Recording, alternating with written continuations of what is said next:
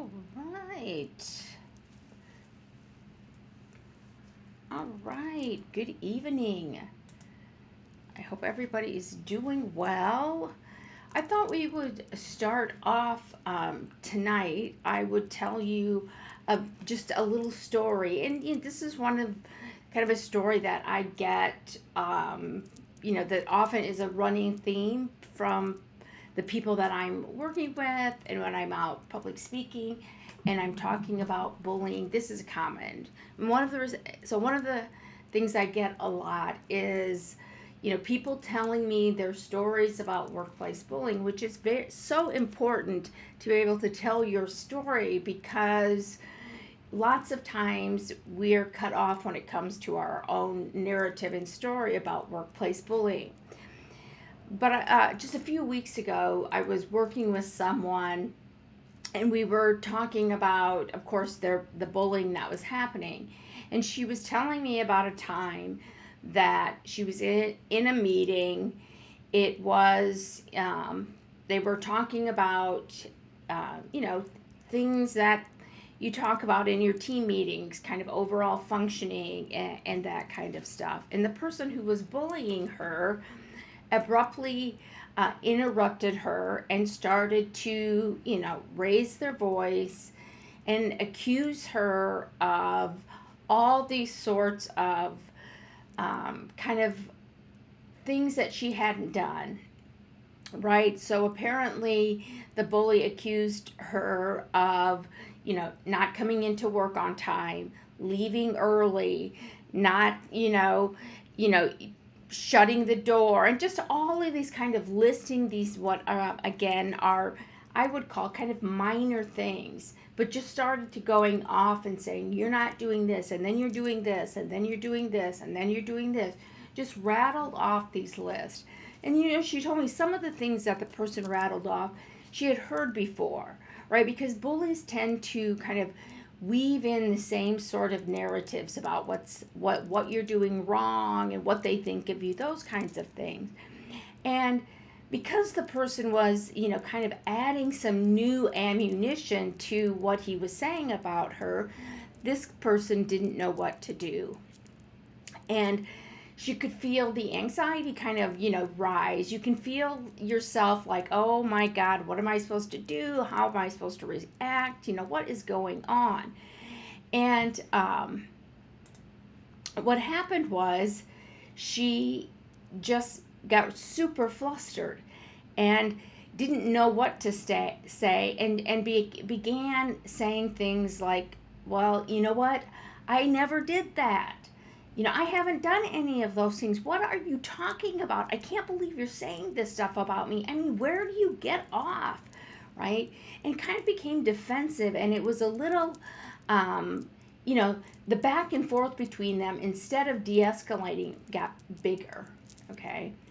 And so she was caught off guard and didn't know how to respond. And then later, when she was talking to me, talked about how she responded increased what was happening, and it escalated things, and it didn't de-escalate. Because one of the things when you're working with me is one of the things we talk about is how you can protect yourself and minimize the exposure to bullying and minimize the harm from the bullying you're experiencing.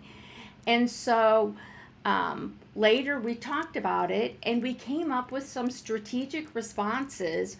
When she doesn't know what to do, she could have some key phrases that she would keep in her backpack that she might pull out, things she could say while she was thinking about, again, how do I want to respond to this long laundry list that this bully has said of things about me.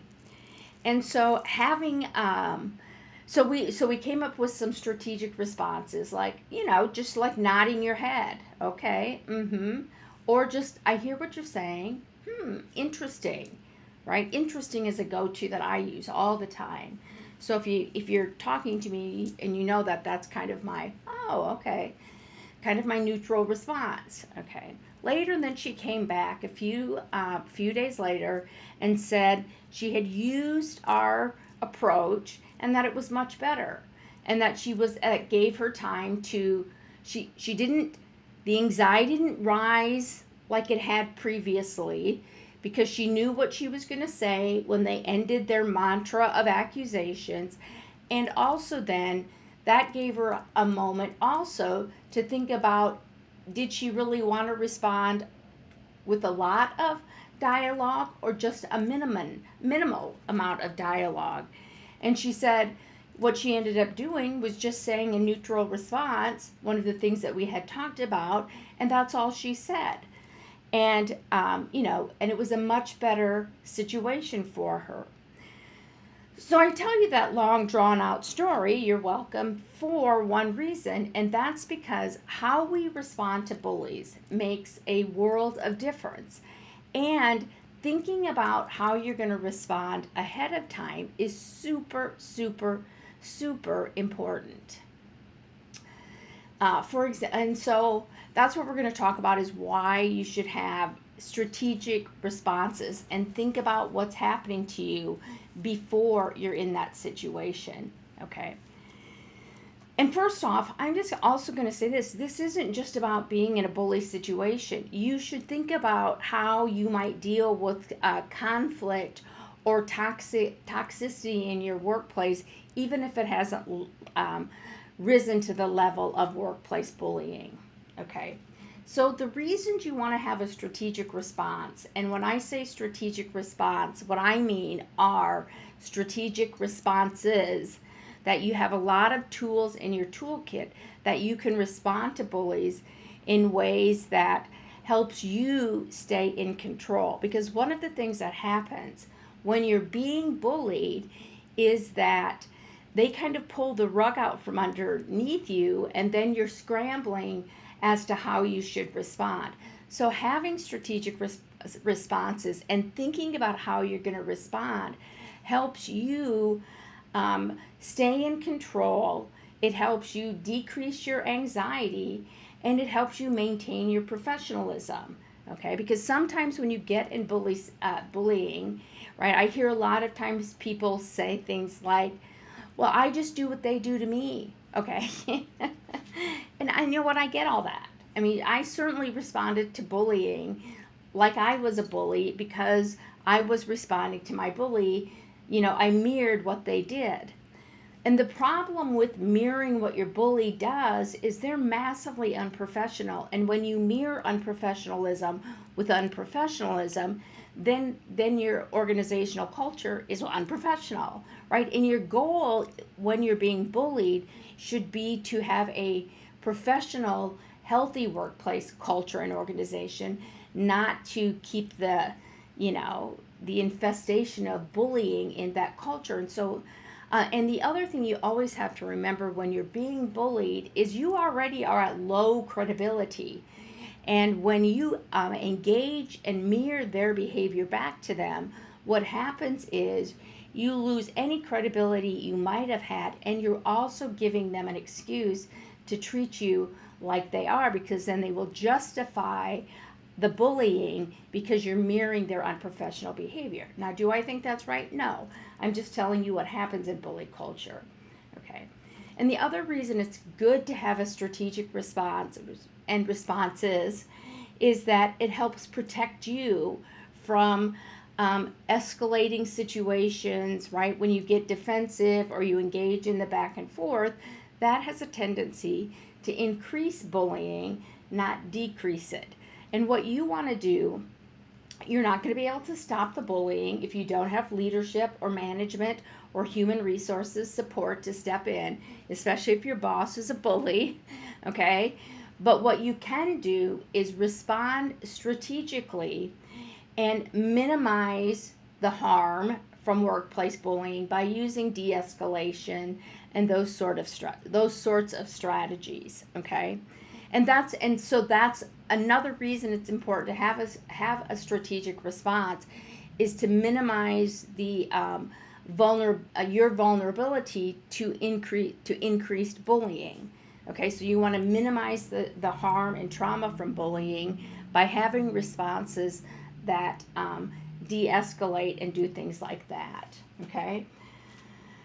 And the other thing is there are strategies and responses that you can actually shut down the bully, right? Where you can, not give them any other opportunity to keep bullying you, right? And so when you don't engage in the back and forth with them and you use a neutral response or you choose not to respond, then what you're doing is you're minimizing the opportunity for them to continue to bully or escalate that bullying, okay?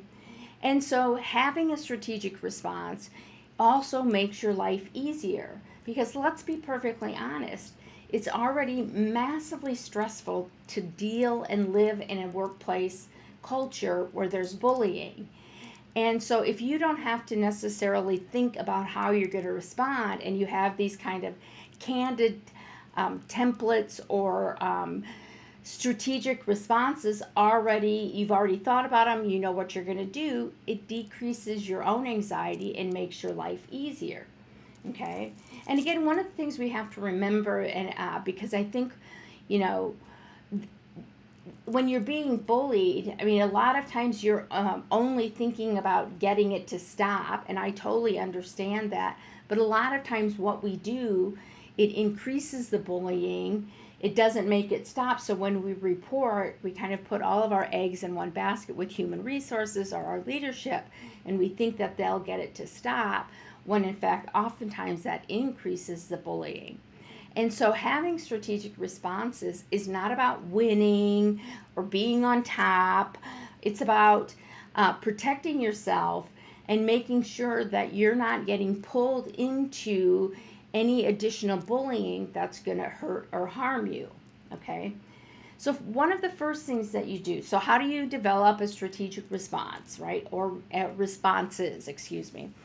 Okay, the first thing you have to do is, whenever a bully comes at you, the first thing you have to think about is, when do you need to respond and when don't you? Okay, so one of my rules, my hard and fast rules about any time you develop any strategies or responses is that it cannot take you away from your job responsibilities or increase your vulnerability to bullying. Okay, so for example, here's one of the things.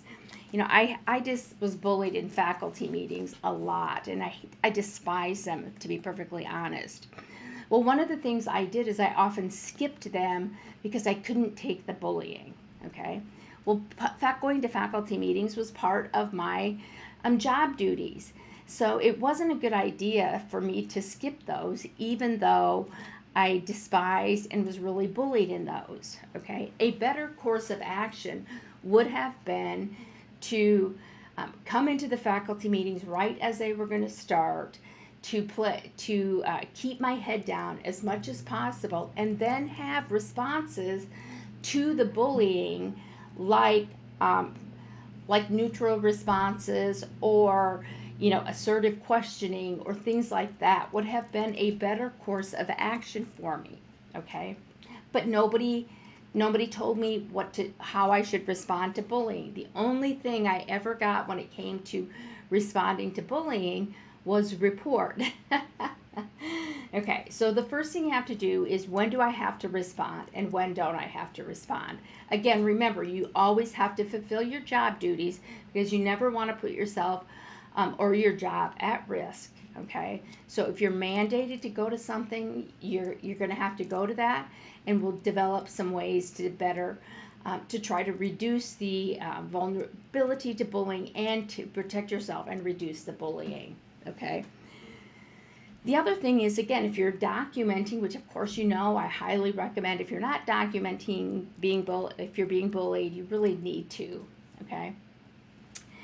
And then you take out your documentation and you identify those places where you're being bullied the most, right? If it's, through cyberbullying, or if it's in meetings, or if it's when you're walking the hall, wherever it is, you figure out where you're being bullied, you figure out who's doing it, you figure out what type of bullying is it, right? Is it, verbal bullying?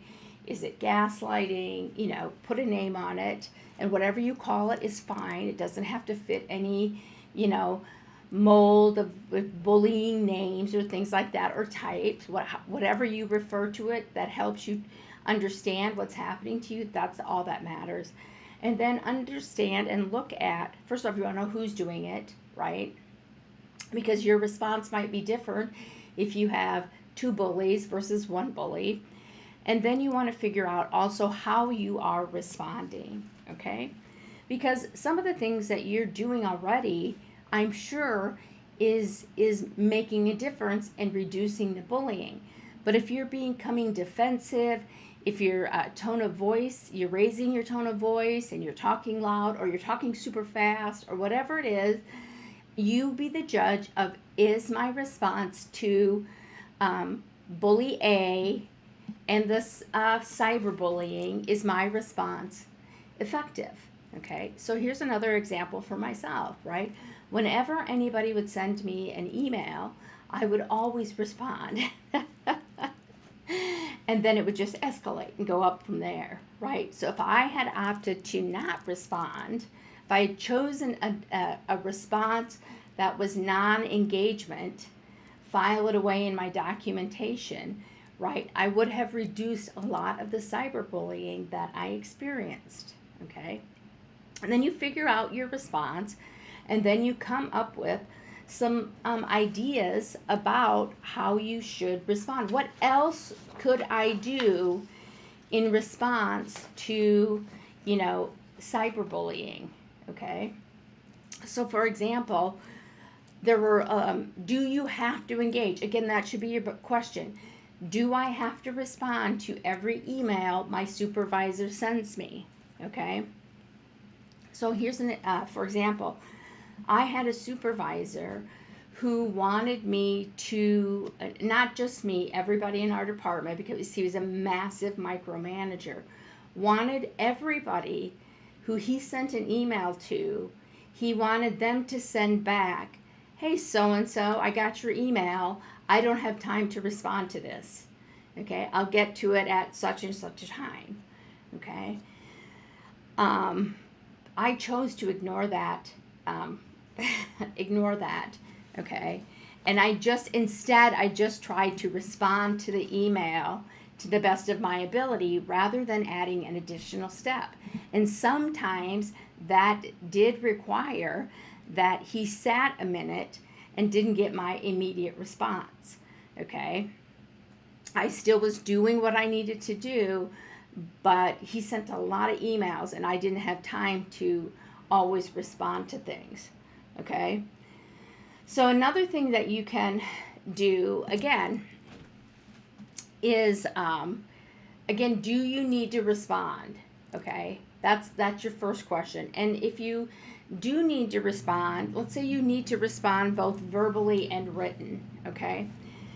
And one of the things that happens when you're being bullied is, sometimes the words that come across your screen, okay, or the the gaslighting that happens both in email and in face-to-face is very, very, very, very difficult to tolerate. And sometimes we just don't know what to do, especially when maybe they're in a meeting and they're just, one of the things they'll do is you're supposed to be talking about task A, and they're still bringing up, something that happened 10 years ago, or they're deflecting, or they're trying to blame it on someone else.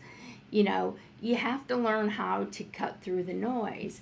Having a good strategy to deal with gaslighting, one that that you can just, where you don't have to listen to the gaslighting, but you can pick up on the word things and you know how you're going to respond, is really, really, it's just so much better, because you don't have to, what I would recommend in responding to gaslighting is you don't respond to anything that is, 20 years old or 5 years old, that isn't factual, that isn't about the task at hand, okay? So if you're talking about task A and they're back talking about, task B from 20 years ago, you can just say, I really appreciate, Bob, that you have a great history here. However, we're talking about task A, and I think it's really important to our team that we keep moving forward. And, we always enjoy your historical perspective, but we're going to keep moving on this, right? But that seems easy for me now in the moment. But if they're accusing and they're gaslighting and bringing all this other stuff up to create chaos, then it can be difficult for us to focus on the task, but the response. But by having a strategy and a response that you're going to use, you don't have to listen to the noise. Okay. And so the other thing is you should have written and verbal responses, a lot of them. Okay, you should pack your toolbox and your toolkit with as many verbal and written responses as possible, because one of the things that might happen, for example, you're in the meeting with Bob and Bob's going, accusing you all of these things, and you're using what I refer to as neutral responses. Things like, oh, okay, I see, interesting, right? And that might have worked previously, but this time when you say, okay, I see what you're saying, that's interesting, Bob. Bob might say something back to you like, well, Jan, you never answer my questions. You're always just saying this, right? Then you might need another response. And so having several responses, verbal and written, in your toolbox is really important, because sometimes things don't work. The other thing that you can do is you can compound those responses, right? So you become grounded, you do your deep breathing, right? You try a neutral response, and then something else, and then assertive questioning, okay? So you can use them, together or separately. But having a lot of verbal and written responses is really to your benefit, because when one doesn't work, you have another strategy in response that will come right up that you can utilize, okay? And the other thing, like having neutral responses, a plethora of neutral responses in your strategy, is that you can use those to think about what your next response will be, okay? And you can take time to respond. And you can say things like, well, we're really busy, and I can see, Bob, that, task B is still really bothering you. We're working on task A, but one of the things I'm going to do is I'm going to write down task B, and then after the meeting, we can schedule a time to talk about task B, right? And so you can do different things to respond in a way that you stay in control, you protect your credibility and your professionalism, and you can shut down and minimize the bullying, okay? And that's super important.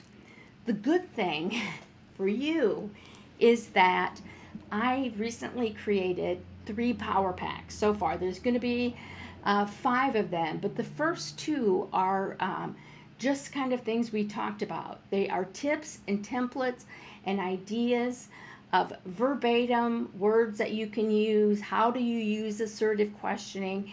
And they're power packs. One for verbal and verbal responses, and then I have one for written responses, and I also have one about documentation, okay?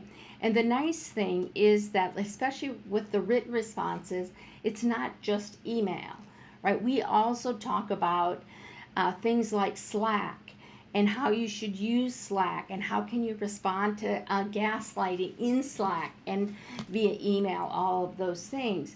And so I've created those kind of plug and play power packs that you don't even have to think about what you should say. You can just go to the power pack and say, oh, gaslighting. Here's some ideas of gaslighting. And then just put those in your toolkit. And then when gaslighting comes up, either verbal or written, you have those plug and play power packs that you can utilize, which I think is really beautiful. And I really wish I would have had, because nobody told me that I could respond differently than I did. Okay, I just responded to the best of my ability, and sometimes that made it worse for me. So again, you know, one of the things I want you to remember is that, you know, you have a lot of strategies, and you develop a lot of strategies to deal with bullying, because bullying is so difficult and problematic, and it's not just one type of bullying behavior that you're experiencing. You're experiencing a lot of them by a lot of different people. And so it isn't just about having the right words, it's about, or the right email, it's about protecting yourself. It's about shutting down the bully. It's about you being able to maintain control and also minimizing the bullying that you're experiencing. So the strategies and responses in the power packs really give you the tools, um, to to shut down that bully and to protect yourself from the abuse that uh, that they're uh, they're doing for you, right? That they're the abuse that they're just just the abuse the abuse. Excuse me. And so anyway, so I'm going to put a link down in the down below in the description for you to get those power packs. Otherwise, you can also go to stopbullyculture.com, and you'll hit the shop at the top, the shop link at the top, and that'll take you directly to the power packs. And I really recommend that you get those, because those plug and play power packs are really going to help you be able to better manage workplace bullying, and also help you not have to think about it as much as I'm sure you probably are. So anyway, go ahead and grab the power pack so that you have the exact responses you need without second guessing yourself. And thank you so much, and I will see you next